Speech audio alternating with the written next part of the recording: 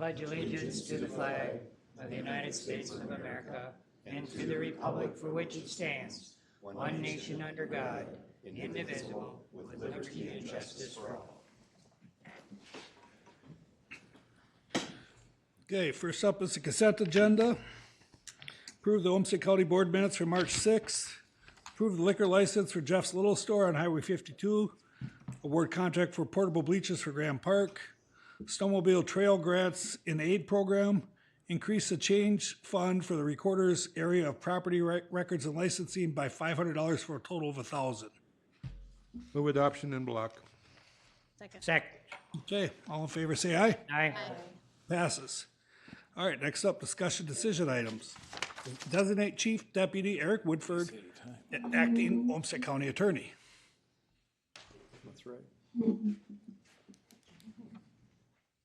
Good evening, Commissioners. Mark Ostrom, Olmsted County Attorney. I'm presenting this item today. I have with me today Eric Woodford, my Chief Deputy. As you see on your agenda, there's a resolution in front of you to, in the course of the transition from myself onto what will ultimately be the interim county attorney, there's a resolution in front of you to appoint Eric as the acting county attorney effective March 31st and until the board has made a decision on who the permanent person is. Eric has been with the office for 25-ish years. He started here shortly out of law school. I think he had a brief stint in private practice. He also clerked at the Court of Appeals. But Eric has been in the office since about 2000 and the entire time has been doing criminal prosecutions. Eric right now is Chief Deputy. He's been Chief Deputy since 2016. I actually had to look that up to make sure. During, especially most recently, Eric has been the person that prosecutes most of the, what I'll call high-profile cases in our office. Lots of homicides. Eric has tried a lot of homicide cases. I don't know if you have a count on how many cases you've actually tried in your years. To verdict, it's over 100. I don't know what the number is. It's an amazing number of cases. And so Eric has always been kind of our go-to person, especially the last 7 or 8 years. And is just a great advocate for the community. Eric's been on part of my leadership team since about 2008, early in my career. And then when Jim Martinson retired in about 2016, I appointed Eric as the Chief Deputy. I introduced Eric. I don't know if he wants to say a few words or if you have some questions for him, but Eric would be the person I would ask you to appoint as acting county attorney in that brief interlude while you're getting the interim in position. So with that, I'll turn it over to Eric. All I would say is that it would be an honor to be designated as the acting county attorney for whatever period of time it is between Mark's retirement date and the date that you appoint an interim county attorney. I've tried to serve the community with distinction for that quarter century that I've been here, and I would continue to do the same in that role. But I'm happy to answer any questions you would have as well. Well, we thank you for stepping forward, willing to do this work. Would you like to make a motion? So move. I'll make the motion to. I'll second. Okay, we have a motion, a second. All in favor, say aye. Aye. Opposed? Carries. Thank you. Thank you.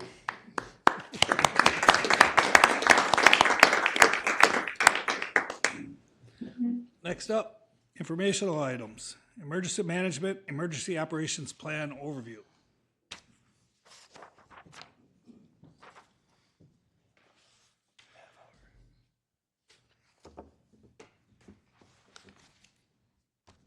Good evening, Commissioners. John Jacobson, Captain with the Olmsted County Sheriff's Office and our Director of Emergency Management. Unfortunately, the notes aren't going to be up on my screen, so I'm going to follow along with my own computer. So I appreciate the time that you're giving me today to give you important updates in emergency management. The first two items, the hazard mitigation plan and emergency operations plan, I'll get to in just a few minutes. The staff reorganization for emergency management. We've decided, the sheriff and command staff have decided to realign some of the sheriff's office staff to help support me in my position and mission in emergency management. There are several things that are under my division, so not just emergency management, but I also run our training division, our Regional Public Safety Training Center, all of our community engagement, and our rec safety. So there's quite a few hats, and I need some help. So beginning in the first pay period in April, we'll have a sergeant rotate in from patrol, and that sergeant will be designated as the Deputy Director for Emergency Management. The HSEM Region 1 JPA, the fourth item on the list there, you will be seeing an updated Joint Powers Agreement with Homeland Security and Emergency Management for Region 1. It's been, again, 10 years since we visited this JPA, and the primary reason why we're doing so is to make sure that we're organized and operating like a Joint Powers, under a Joint Powers Agreement. So Jennifer Plant has been working on reauthoring that for the entire region. It is currently out in draft format to all of the county attorneys that are in Region 1. Primarily, a big concern there is the region actually owns property that we have purchased through grant funds or our own membership dues. So equipment ranges anywhere from command trailers or camera trailers, light trailers, and all of us use those assets during emergencies or pre-planned events. So recently the insurance on those items have been an area of concern for some counties. We're self-insured, but other counties aren't. So they have to carry riders, and sometimes those riders go on for months when they don't have the equipment, so they're paying for something that they don't need. So if we can organize under this new JPA, it'll allow us to actually get insurance through Minnesota Counties Trust, and the region will pay for that out of its own funding sources, not costing the counties any additional funds. And lastly, the outdoor warning sirens. I won't go into great detail. We covered that in admin committee this afternoon, but there is our updated outdoor warning siren JPAs. There's three areas in emergency management that I'd really like to touch on for you tonight: preparedness and planning, response and recovery. And first in those preparedness and planning are hazard assessments. As you are all well aware that we approved the hazard mitigation plan update late last year. It identified several hazards, natural hazards, of course. The City of Rochester Office of Emergency Management and our Office of Emergency Management are working closely together to incorporate annexes into that hazard mitigation plan to include biomedical, technological, and human-caused hazards. So that'll be a work in progress over the next probably year or so to make sure that those annexes are incorporated. The City of Rochester's plan was pretty well defined prior to us joining together on this hazard mitigation plan. So we're looking at just updating those human cause factors and making sure that those are included. So the hazards that are identified, and I'm just going to touch on a few that kind of brought up some questions from county administration to myself that you might have some questions about. Ranked high in concern were flooding, tornadoes, and windstorms. Moderate concern were winter storms, hail, extreme temperatures, wildfire, drought, and land subsidence. So for wildfires, I think there was a question. Of course, it is an area of concern with the recent events in California. So the preparations that we are doing here, I'm sure you've noticed, but not only our own county public works, but city public works and forestry, Minnesota Department of Transportation, and the DNR Forestry Division have been clearing a lot of overgrowth on our roadways, removing that overgrowth, cutting it back, removing dead trees, removing that fuel. So that's one mitigation effort that is being done. The other one is we're working more closely with the DNR Forestry Division on wildfire threats as far as doing burn restrictions and burn bans for Olmsted County. I'm not in daily contact with Mike Wachholtz from the DNR, but we talk frequently, and I loop in the rural county fire chiefs as well as the Rochester Fire Chief and Marshal's Office. The City of Rochester, of course, has their own. They do their own restrictions, but the DNR is the enforcement agency for the rest of the county under burn restrictions or burn bans. And of low concern, of course, is lightning and dam failure. Of course, dam failure is would be catastrophic, but it's a very low risk at this time. So emergency plans, I'm going to go into a little bit more detail on the emergency operations plan. The plan is a department-based emergency operations plan, meaning what we focus on for our annexes is that the people that are doing the work in those particular departments like planning or geographical information systems, the county attorney, law enforcement, fire, all of those resources are given assigned tasks to complete and how to run their functions, not just for continuity of government, but in a disaster response or an emergency response. So there's two different ways to do it, either a departmental plan or an emergency support function plan. And emergency support functions are identified in our plan, but they're incorporated into the departmental annexes. So the basic plan was redesigned in 2021. The original plan that Olmsted County had was based on FEMA's original plan when it was developed in the early 2000s. So we built in some more functionality into the plan and into the annexes. So as you'll see, as some of the annexes have been rewritten, they include task lists and checklists. So people that are assigned to certain roles have a kind of an instruction manual of what they need to do. So rather than walking in blind, at least there's something for them to, okay, what do I need to do now? Of the rewrite, the basic plan and 10 of the 20 annexes have been rewritten and approved. 4 annexes have been rewritten and are in the pre-approval process, meaning I'm waiting for our department heads to get back to me as far as, is this the way we conduct business? Day-to-day operations and in emergency functions. And then 6 annexes are left to be rewritten. Later this year, you will be presented the emergency operations plan to approve and adopt. The plan process is a 4-year process. It typically starts out with state review and state approval. That was supposed to happen last year, but because of the presidential disaster declaration and other state disasters going on, all of us that were in the line to get the state approval last year was postponed. But their timeline now is to approve our plans by June 30th of this year. So that will come to you in the fall, probably October or November time, to approve and adopt again. So this board adopted the plan back in 2021 originally. There was also some changes made to that plan at that time.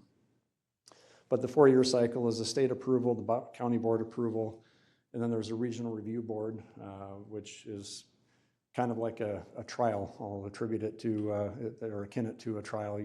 There's other emergency management directors from around the state, other areas of experts in hazardous materials response, industry, and they go through your plan to make sure that all the SARA Title III and hazardous materials stuff is included in the plan, and it has to be indexed in the plan so it can be easily found.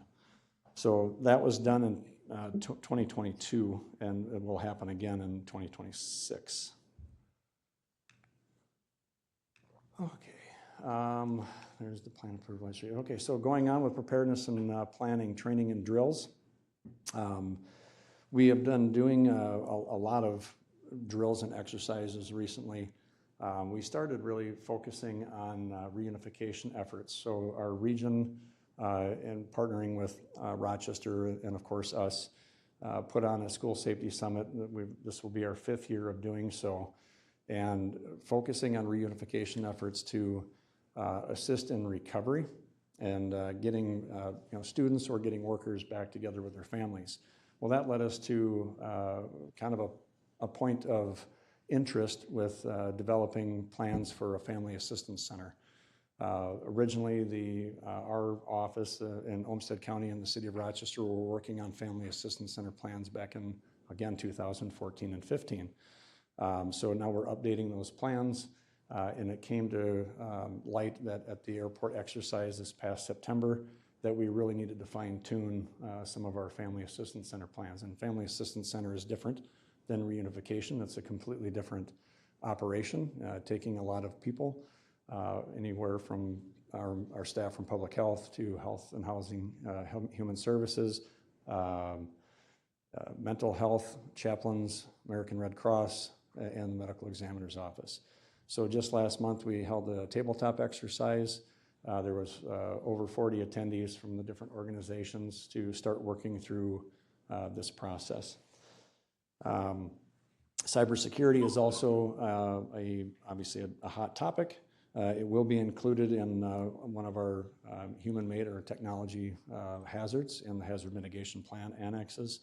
And our plan for that is to start doing some workshops and discussions with our departments, talking specifically about their continuity of operations plans if technology goes down. So as we work through that and work through tiered services, what do they need to spool back up? When do they need it spooled back up by? Our IT department can certainly serve them a lot better. That's another thing that we'll be working on this year. Coordination, I just want to highlight the great working relationships with all of our county departments and all of our outside organizations like the Medical Examiner's Office, the Red Cross, Salvation Army. I would say 95% of the time when I send calendar invites out for exercises that are happening, I get a response from every organization. Someone sends somebody, which is a very positive thing. And then again, the Region 1, we're very close partners. They're made up of all of our emergency management directors and deputy directors and other support staff, including the state of Minnesota. And they usually show up as well. On communication, what we've done to prepare our own PAC team and myself have developed the Olmsted County Crisis Communication Manual. I'm giving credit to the PAC team. They've done 99% of the work. They've done very well. We are in constant communication.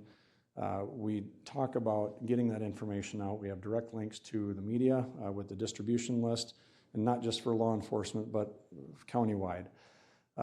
We also are updating our internet, our web page, social media pages. We communicate and get emergency messages out through Code Red. Maybe some of you are familiar with our old alerting system, Rochester Alert. We transitioned to Code Red about 2 years ago. On the response pieces and response capabilities, what resources, I mean, we were lucky to be in the city that we're in. We have a load of resources here. All the agencies around, we have mutual aid agreements with, or JPAs. The state of Minnesota with Homeland Security and Emergency Management, the DNR, the Minnesota Pollution Control Agency. I didn't realize how involved the MPCA was until I assisted on a tornado in Mower County in Teope. And they do wonders when we're talking debris management and debris removal. So they're an excellent partner and another additional resource.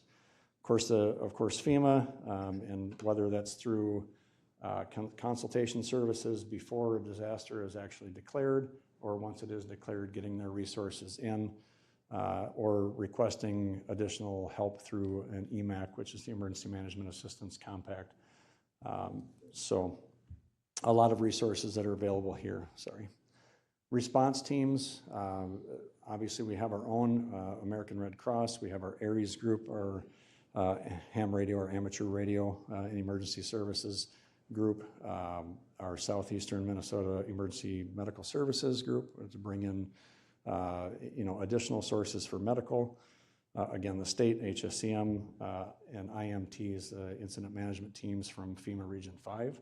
So if an incident is extremely large or it really exceeds our capacity to function, we can request an IMT from FEMA to come in and assist. They don't take over our incident, but they'll come in and help support and help streamline services in each operational division under an EOC. Shelters, just want to highlight quickly the agreements that we have with our local hotels.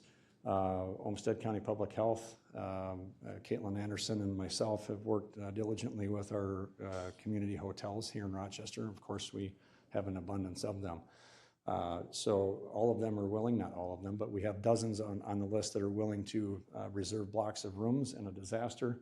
That would be an option for either short-term or long-term housing until we can figure out some things. We also have an agreement with the National Volleyball Center for a shelter there that American Red Cross could stand up. In our outlying cities, we have all agreements with our school districts. And most recently, from the December 15th storm down in Stewartville, the American Red Cross set up shelter in one of the Stewartville schools down there. So a very good network of shelter capability, and I'm not even going to talk much about our medical services capabilities that we have here in Rochester. I think everybody's well aware of OMC, Mayo, and Southeast Medical Emergency Medical Services, Olmsted, our very own Olmsted County Public Health. So, all right, recovery. What are the plans for recovery? I mentioned earlier reunification plans, family assistance center plans, sheltering plans, mental health services, and disaster assistance. These are all things that begin as soon as the bang starts. Recovery really begins before the bang. It's preparedness, but being set and prepared for recovery operations certainly helps us get back to make people whole or as close to whole as we can. So really the focus has been on reunification and family assistance center plans. Sheltering, we're pretty good, and mental health services as well.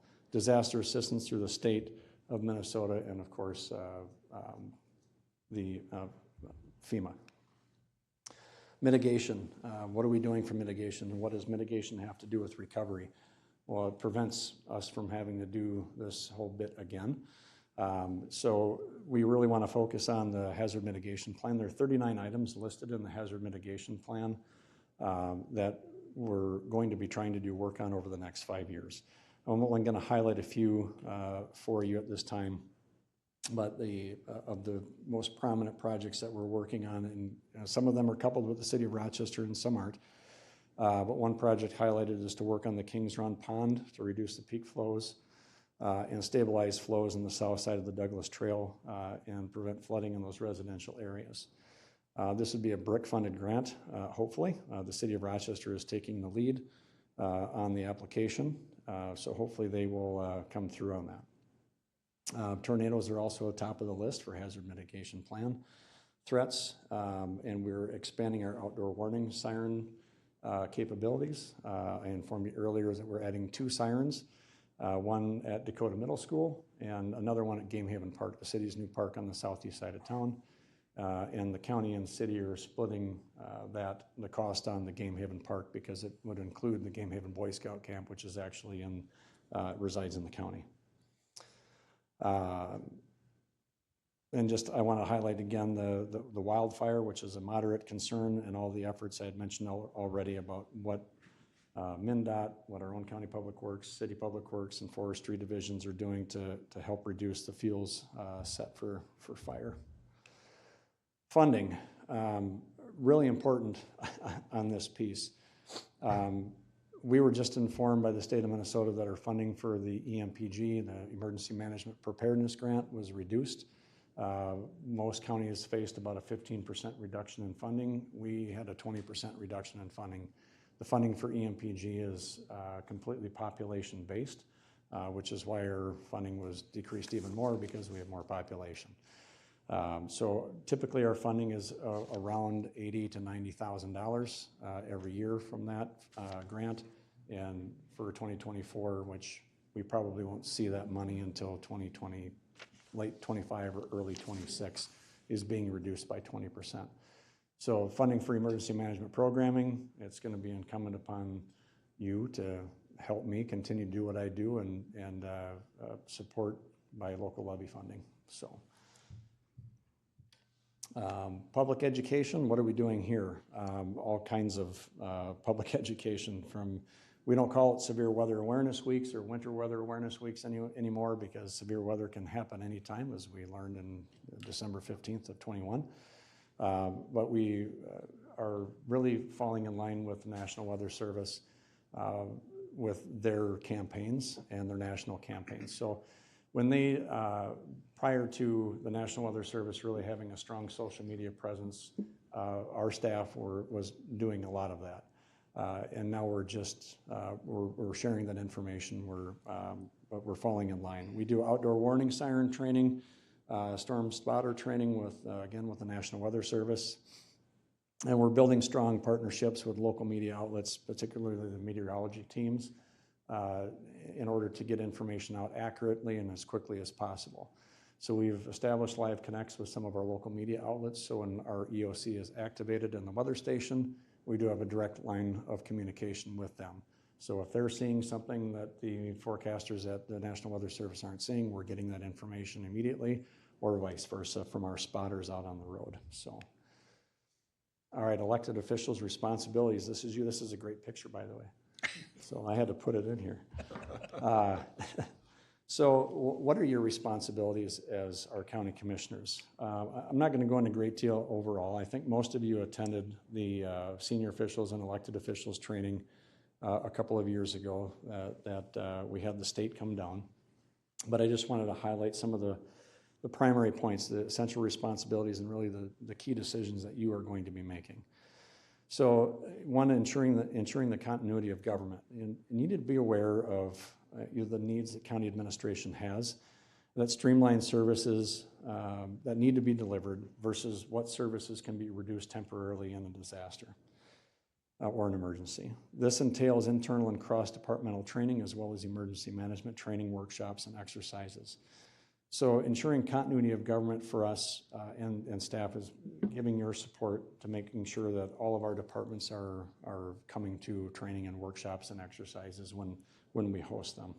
And you all as well are welcome to join so you can see what's going on. Activate specific legal authorities, declaration of a state emergency, a state of emergency when the incident or event becomes larger than what we can handle or what we have resources for. And this activates potential additional funding streams from the state and the federal government. Emergency orders such as evacuation orders or repopulation orders or curfews, that comes from you, with of course guidance from the county attorney. Coordinate with the PIO to keep the media and public informed. This is a really high point for me, and I think our PAC group too, is it's really imperative not to make individual statements to the media in disaster or an emergency. This alleviates potential for misunderstanding by our public during emergencies or disasters. Your input is imperative in assisting with the approval of what we're going to release to the public. But your individual commentary should uphold the spirit of the information that's being released.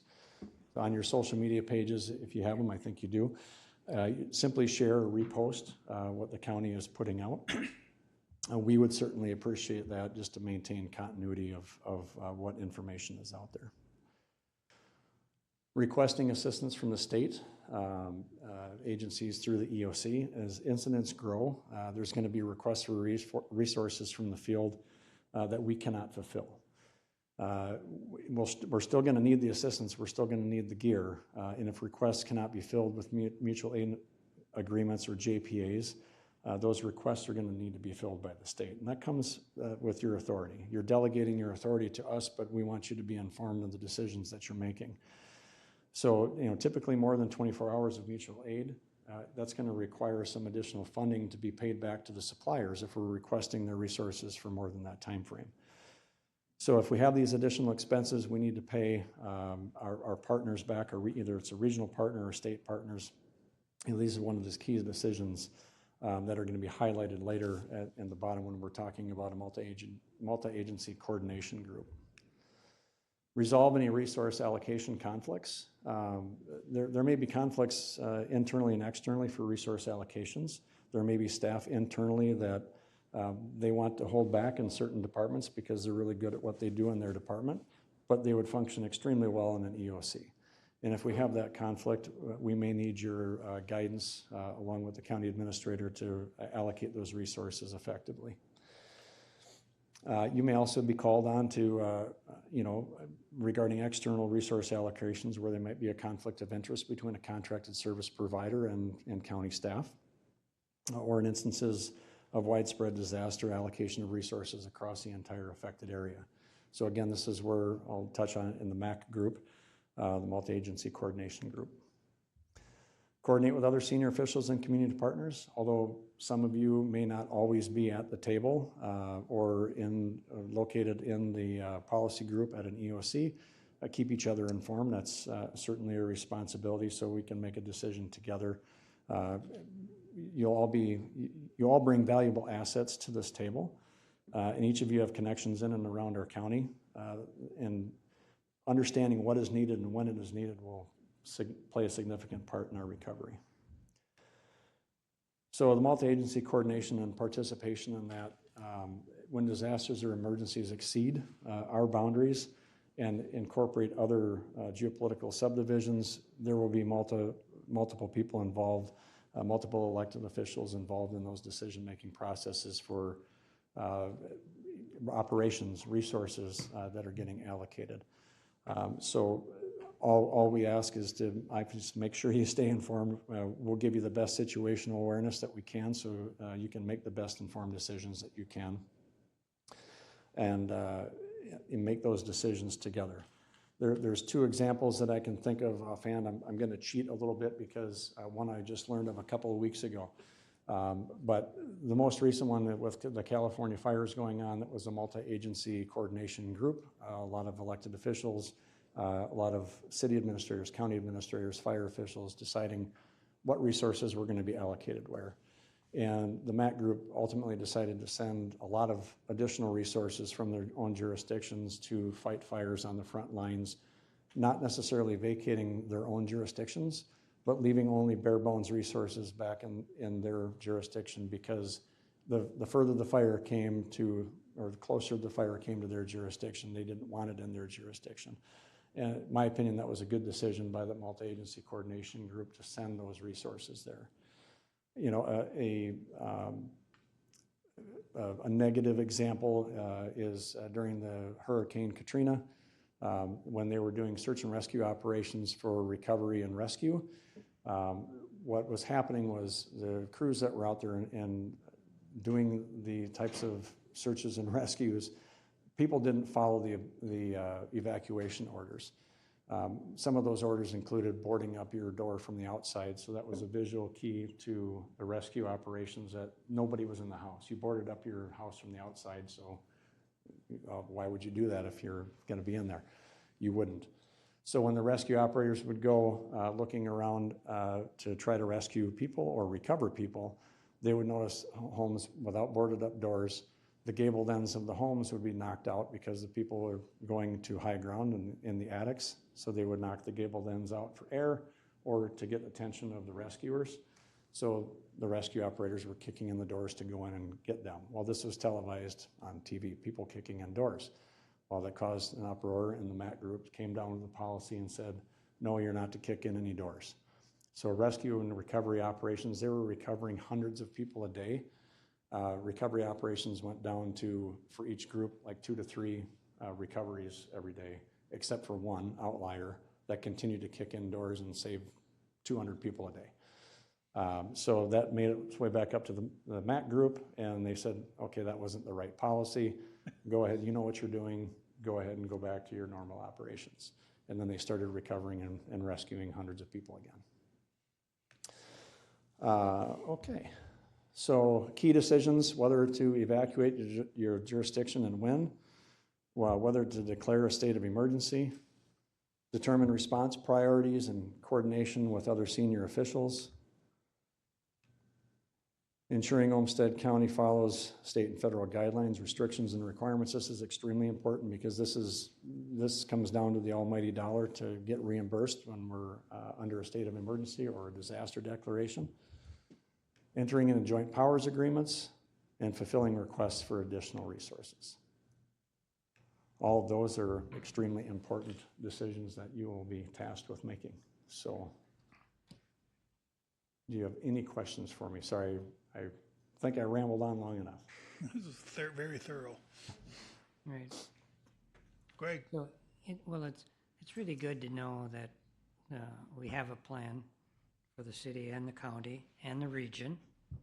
And, you know, it's you always prepare for the worst, hope for the best, which, you know, we don't need any more disasters. We've had plenty in the city. Of all of those that you mentioned, though, what's the most likely that could happen in this area? Well, what I lose a lot of sleep over is cybersecurity stuff. Cybersecurity. Yeah, Our IT department is our heroes. So they are incorporating a lot of planning behind the scenes, I think, I know, to keep us safe, our infrastructure safe. There's a lot of threats. I mean, we've had tornadoes here, we've had ice storms, we've had wind storms. Anything could happen, but it all boils down to not necessarily the manner of which the disaster happens, but how we respond to it. And I think our staff countywide I think they're prepared. I think if other department heads were here, they would say that they think that their staff is prepared. They readily send it. It doesn't really take much arm twisting to get staff from other departments to come to these exercises that we're putting on. And my plan with our realignment of staff into emergency management is to further that mission. So we're not just exercising a tornado, or we're not just exercising a cybersecurity event. We're actually we're starting with discussions and workshops, and then we're building into exercises, and then functional exercises, and maybe full-scale exercises, because we'll have more time to dedicate to their development. I'm not going to say that we're behind the curve, but it would certainly be nice to have a more productive programming, seeing where we are, where we've been, and where we'd like to be. And with the many hats that I wear, I'll be honest, I'm stretched. So it'll be nice to have another person. So I thank the sheriff, the chief deputy, and our other command staff for realigning some of our current staff. I think I've requested additional FTE and one additional FTE the last few years in budget planning. And we're going to shorten our staff in other areas to really focus on the importance of this one. Thank you. More questions? Just got one. Yeah, go ahead, Dave. There was a slide here talking about state requirements, and I'm sort of thinking out loud, is there anything in your procedures or in our ordinances, or I'm talking about our ordinances, or maybe even board policy, if we had the big one, and if we as a county board needed to assemble, absent the 3-day open meeting law notice, is there a procedure anywhere that describes how that might happen? In other words, can the county board chair unilaterally call that meeting, or does it take 3 or 4 members to call it? Or is there anything that we have that you know of that's developed with respect to, again, if the big one happens and we all come down here and assemble, that keeps us legal from an emergency person, to deal with the emergency as at least our duties would call us to do? Right. My understanding is, for the declaration, it's the county board chair. So whoever rotates in and out of that seat, the county board chair has the ultimate authority to declare that emergency. But as far as getting all of you together, I'm going to have to defer to the county attorney on what the legalities of open meeting laws for in disaster. I think there's still a concern, and I know that in our plans, we don't incorporate plans of having the entire county board assembled for the policy group. If the big one hit, we're probably going to we all have a sense of responsibility. We're probably going to be here anyway. Right. Hey, Tom, you have anything more to add? Yeah, the county board chair does have authority in an emergency to call for an emergency meeting of the county board. The normal in-person attendance requirements then don't apply. And to just give you a recent example, in March of 2020, at the start of the pandemic, ironically 5 years ago this week, the county board did that. So there is precedent for doing that. Thank you. What is the big one? Is it? I think you talked about, cybersecurity. I just think, a big terrorism incident in this town is not inconceivable. It is not. So it could be a lot of different things. It could be the big one. Pardon me? A lot of different things could be the big one. Absolutely could, Okay. More? All right. Well, thank you for the very thorough presentation. Thank you very much for your time. You bet. Okay. I don't believe there's anything else, so we're on the board and committee reports. Brian, I know you got 10 of them you want to go through, so you're good? No report.